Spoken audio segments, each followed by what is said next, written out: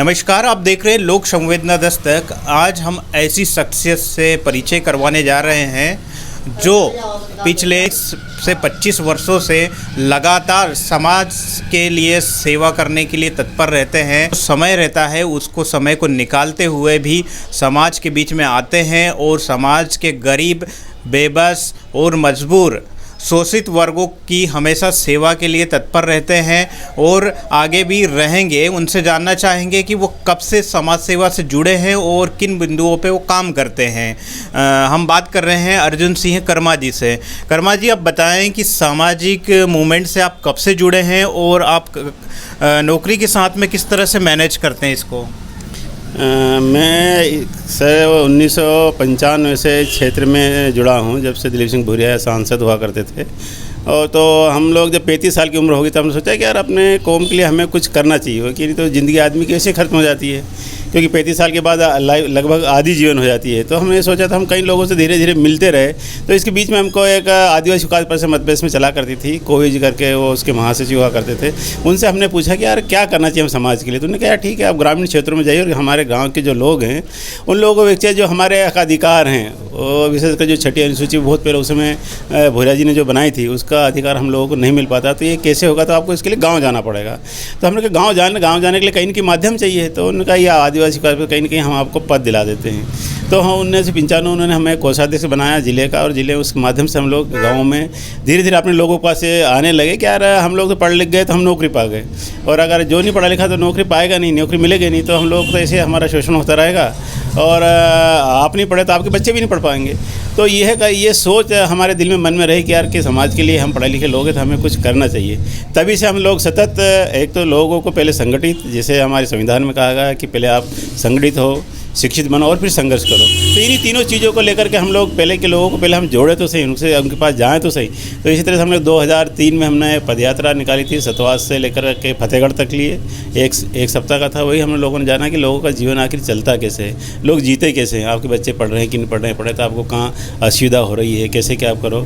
तो वो हमारे एक सफल रहा आयोजन। उसमें फिर धीरे धीरे हुआ तो हमने लोग आवश्यकता समझे यार कि सम्मेलन में कम पैसे में लोगों के बच्चों की शादियाँ होती है, तो आप लोग क्यों नहीं सम्मेलन में करो। तो भाई ऑर्गेनाइजर चाहिए कि सम्मेलन होगा कैसे, कितना पैसा लगे, कहाँ जगह रहेगी। तो हमने सतवास को हमारा एक सेंटर बनाया था, और उसमें लगभग 2009 तक, जब तक गवर्नमेंट ने नहीं लिया, मुख्यमंत्री कन्हैया में, उसके पहले तक हम लोगों ने 45 जोड़ों का भी एक बार सतवास सम्मेलन अच्छा रहा हमारा, ये सब चलता रहा।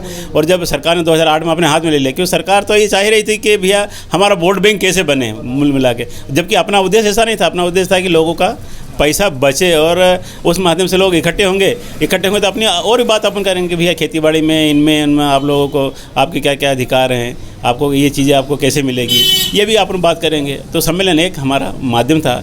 लेकिन जब से 2008 के बाद से सरकार ने इसको मुख्यमंत्री कन्यादान योजना के नाम से लिया, तब से ये चीज़ें थोड़े से लोगों को ये 25,000 का लालच दे दिया, तो लोग इधर आने के बजाय ज़्यादातर उधर जाना लगे। फिर अपन ने एक दूसरा और रास्ता अपनाया कि यार अब एक दूसरे रास्ते अब क्या हो सकते हैं। तो दूसरे रास्ते के लिए वही कि यार लोगों को, बच्चों को आप हॉस्टल में एडमिशन दिलाइए, जो दूर दराज गांव, जैसे कि आप कांटापुर को ले लीजिए, कांटापुर से आप खराड़ी जाओगे तो वो यहाँ से 31 किलोमीटर दूर पड़ती है। तो वहाँ का बच्चा विचार, क्योंकि मतलब 5वीं तक 8वीं तक स्कूल होता है, और वैसे भी टीचर लोग जो है गाँव में जाते ही नहीं हैं, यानी, और उसमें सरकारी कर्मचारी भी उतना ध्यान नहीं देता है। तो वहाँ का बच्चा आज की स्थिति में अगर आज जाके देखोगे तो 5वीं 6वीं तक के 8वीं तक के बच्चों को पढ़ाना नहीं आता। अभी बीच कोरोना काल में खराड़ी गया था, तो वहाँ एक बच्चों को मैंने अपना कार्ड दिया कि यार तो पढ़ के बता इस पर क्या लिखा। तो बोले मुझे पढ़ना आता है नहीं। बोले 5वीं तक कैसे आ गए? बोले माड़ साहब ने कर दिया। तो ये स्थिति हमारे देश की, मतलब आज भी जो दूर दराज एरिया है और जहाँ पर बहुता है रिजर्व के लोगों के, मैंने ST SC की जहाँ बहुता है, न तो वहाँ शासन पूरी तरह से ध्यान देता है और नहीं वहाँ पर जो कर्मचारी पदस्थ है वो ध्यान देता है। तो इन चीज़ों को दूर करने के लिए जब तक हम लोगों में एक ऐसा व्यक्ति जो फुल टाइम के लोगों को दे, तो हमारे पास फुल टाइम है, क्योंकि जो काम कर रहे हैं हम नौकरी वाले कर रहे हैं, तो हमारी भी एक जवाबदारी है। अगर नौकरी नहीं, कोई अपने पास भी एक ही लाइन है, दूसरी लाइन तो है नहीं कि नौकरी नहीं करे तो घर चलेगा आखिर कैसे। तो हम लोग नौकरी के अलावा जिस दिन छुट्टी रहती है वो दिन निकालते हैं, एक दिन, और एक दिन जितना हो सके जितने गांव में हम लोग जा सकते हैं उस गांव में हम लोग लगत अभी तक। और ये जो पढ़ाई के साथ में जैसे कि रोजगार के लिए बहुत समस्या आती है। अब बागली विधानसभा में हमने आपको देखा है कि आपकी गतिविधियां बहुत अच्छी रही लोगों के बीच में, और नए लोगों को, युवाओं को भी मोटिवेट करते आए हैं। तो अब उनको रोजगार के लिए क्या योजनाएँ हैं और किस और युवाओं को जाना चाहिए? रोज़गार के लिए देखो सबसे बड़ी चीज़ है हमारे पास खेती और जंगल, दो एक ऐसी चीज़ जिससे हम रोज़गार दिया जा सकता है, क्योंकि हर आदमी को व्यवसाय भी नहीं कर सकता है और हर आदमी को आप नौकरी भी नहीं लगा सकते हैं। तो खेती और जंगल दो ऐसी चीज़ें, प्रकृति के जो संसाधन हैं उनका आपको समुचित दोहन करना पड़ेगा। तो उसके लिए एक प्रोग्राम पूरा बनाना पड़ेगा, एक व्यवस्था ऐसी होनी चाहिए जिसको हम लोग पढ़े लिखे लोग मिलकर अगर संचालित करें तो खेती सबसे अच्छा धंधा आज के ज़माने में है। लेकिन खेती जो व्यवसाय के तौर पर हमारे लोग जो खेती जनरली जो दो तीन फसल होती है उसी को बो करके निपट जाते हैं और उसी में जो भी अपना घर बार चलाते, तो ऐसा नहीं है। प्रकृति में आपको अगर जैसे पानी है या आपके पास कोई जंगल में कोई ऐसी चीज़ें जो आपको फ्री में मिलती है, जैसे महुआ है, टोली है, गोंद है, ये फ्री में मिलता है। तो ये जो हमारे लोग हैं, तो हमारा कोई एक निश्चित जैसी कोई एक व्यवस्था या दुकान या कोई ऐसा ग्रुप या ऐसी कोई संगठन या कोई संस्था इस पर अभी काम नहीं कर रही है। मुझे मतलब सरकार के द्वारा 2 जगह भेजा गया था। एक जगह वारणा गया था मैं, 1 सप्ताह का टूर था। दूसरा मुझे भेजा गया था रामेश्वर, जहाँ पर मधुरी करके CCD सेंटर है। तो वहाँ पर एक संस्था पूरी काम कर, रजिस्टर्ड संस्था, उनमें कुछ लोगों ने मिलकर के कुछ फंडिंग की है। तो एक क्योंकि रोज़गार के लिए पैसे की ज़रूरत है और पैसे के लिए एक कोई भी कमेटी, एक कोई संस्था जो इसको ऑर्गेनाइज करे। ऐसा रोज़गार आपको नहीं मिल सकता आज के ज़माने में, है कि नहीं। तो जब तक कोई संस्था काम नहीं करेगी, कोई संगठन काम नहीं करेगा, इस और संगठन काम कब करे जब उसके पास पैसा होगा। तो कुछ भी लोगों को मिला के 2 4 6 लोग मिल करके, हमारे लोग जो आदिवासी हैं बेचारे, हम लोग कई वो ऐसे कार्यक्रम करें जिसमें पैसा खर्च होता है, लेकिन ऐसे कार्यक्रम नहीं करें जिसमें पैसा आए। तो उन कार्यक्रमों के लिए हम लोग कोशिश कर रहे हैं कि किसी ग्रामीण क्षेत्र में हम इस व्यवस्था को जमाएं और उसमें आय के संसाधनों को जो हमारा, अभी आप देख लो कि बहुत अच्छा गेहूं का आप देख लीजिए कि गेहूं आपका जो है 1800 में लोग खरीद लेते हैं और 1975 में जो है उसमें सोसाइटी में तुला देते हैं। तो 1 कुंटल पर सीधा उनको 175 रुपया बचता है। तो ये लोग, हम 4 लोग अगर पैसे वाले नौकरी वाले हैं, अगर हम 1-1 लाख रुपये इकट्ठा करके अगर 4 लाख का सामान खरीदें और उसी को अगर सोसाइटी में पंजीयन करा के बेचें तो आपको उससे लाखों रुपए का फायदा हो सकता है। तो वो रोज़गार का एक सीधा साधन है। उसमें आपके 4 युवा लगेंगे, गेहूँ उठाने वाले, हमाली करने वाले, ये करने वाले। तो हम कोशिश कर रहे हैं, अभी ये हमारा 1 साल 1 महीना और बचा है और इसके बीच में हम आर्थिक व्यवस्था को जिताने की कोशिश कर रहे हैं। कहीं ना कहीं एक ऐसी व्यवस्था रखेंगे जहाँ पर ये सब चीज़ें तो होगी, लेकिन वहाँ पर लोगों को रोज़गार देने के लिए आपको लोगों को उनकी कीमत लगाने के लिए अपना व्यवसाय कैसे आप करें, तो आपको ट्रेनिंग देना पड़ेगी। क्योंकि हमारे लोगों को न तो मिक्सर सुधारना आता है, न बिजली के संसाधन सुधारना आता है, न बिल्डिंग करना आता है, कुछ नहीं। केवल हमारे लोग मात्र के मजदूरी करते हैं, तो और नई ड्राइविंग करना आता है। तो हमको इनकी ट्रेनिंग देने के लिए एक ट्रेनिंग सेंटर स्थापित करना पड़ेगा और उसमें संसाधन जुटाना पड़ेंगे। तो कुछ लोग जो अभी नौकरी वाले हैं, नौकरी से रिटायर्ड हो गए हैं, या और सोशल वर्कर हैं जो इसमें मदद करना चाहते हैं, उनकी एक पूरी टीम बना करके हम 5-6 महीने के बीच में इस प्रोग्राम को शुरू करने वाले हैं। अभी भी कुछ समय पहले आप लोगों ने कहीं किसानों को ट्रेनिंग के लिए बाहर ले गए थे, तो वो किस प्रकार की ट्रेनिंग थी और कहाँ तक लोगों को मोटिवेशन मिला है? हम लोग इटारसी के पास एक बैतुल रोड पे मगरदा करके गांव है, वो केसला ब्लॉक के अंदर आता है। तो वहीं हमारा एक आदिवासी 20 एकड़ का एक फार्म है जहाँ पर वो मछली पालन के साथ साथ फार्म फॉरेस्ट्री और पशुपालन भी करता है। तो वो दिखाने के लिए उन लोगों को ले गए थे कि यार आप एक ही जगह एक खेती में इस तरह के प्रकृति के साधन को अपना करके मछली पालन एक आज का सबसे सस्ता और कम खर्चे का व्यवसाय है और उसके लिए आपको मार्केट ढूंढने की ज़रूरत नहीं पड़ती है कि वो आपको आपके जहाँ स्थान जहाँ पर आपने मछली पाली है वहीं से वो चीज़ें आपकी बिक जाया करेगी। तो वो कुछ किसानों को 8 किसानों को हम लोग अपने खर्चे पे ले गए थे।